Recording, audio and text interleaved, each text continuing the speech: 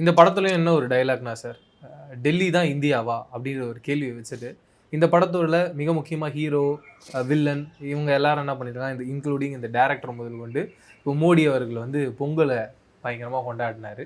அந்த பொங்கல் விழாக்கு இவங்களும் போறாங்க. இப்போ என்ன கேள்வி வருதுன்னா, இந்திக்கு எதிரான ஒரு படத்தை பண்றாங்க. அதுல வந்து காங்கிரஸை பயங்கரமா எதிர்க்கிறாங்க. ஆனா இந்த படத்தை ப்ரொடக்ஷன் பண்ணது வந்து ரெட் ஜெயண்ட். ஆனா இந்த பொங்கல் விழால வந்து இவங்களே போய் கலந்துக்கிறாங்க. இப்போ என்ன ஆட்டோமேட்டிக்கா இவங்க சரண்டர் ஆயிடுறாங்களா? அப்படி எப்படிங்க எடுத்துக்க முடியும்? ஓகே. அந்த நிகழ்ச்சியை நடத்துறவர் வந்து எல்முருகன். ஓகே. அவர் தான் சினிமா துறைக்கு மந்திரி, அமைச்சர். ஆமா. செய்தி ஒலிபரப்பு துறைக்கு தான் அவர் அமைச்சராக அமைச்சரா இருக்காரு. இருக்காரு. சென்சார்லாம் அவர்கிட்ட தான் இருக்குது. அவர் ஒரு ஃபங்க்ஷன் வச்சு கூப்பிடுறாரு. அமைச்சர் கூப்பிடும்போது போகிறதுல என்ன தப்பு? அமைச்சர் அழைப்புக்கு அவங்க போகிறாங்க. எல்முருகன்ற பாஜக கட்சிக்காரர் கூட்டத்துக்கு போகல.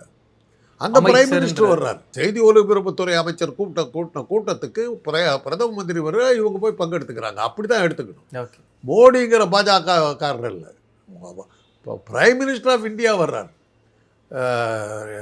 இன்ஃபர்மேஷன் ப்ராட்காஸ்டிங் மினிஸ்டர் ஆர்கனைஸ்டு ஃபங்க்ஷனுக்கு பிரைம் மினிஸ்டர் வர்றாரு. அதில் நம்ம போய் பங்கெடுத்துக்கலாம். அதில் என்ன இருக்குது தப்பு?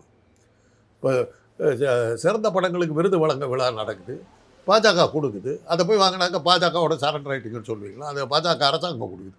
அது அரசாங்கம் கொடுக்கறது. அதுக்கெல்லாம் நீங்கள் இப்படி இன்டர்பிரிட்டேஷன் கொடுக்குறது அவங்க ஆசையை தீர்த்துக்கலாமே ஒழிய அதுக்கெல்லாம் அர்த்தம் சொல்கிறதில்ல. அர்த்தம் அவ்வளோ பயங்கரமாக ஒரு படத்தை எடுத்து விட்ருக்காங்க. மோடி பயந்துட்டான்னு சொல்லலாம் இல்லையா?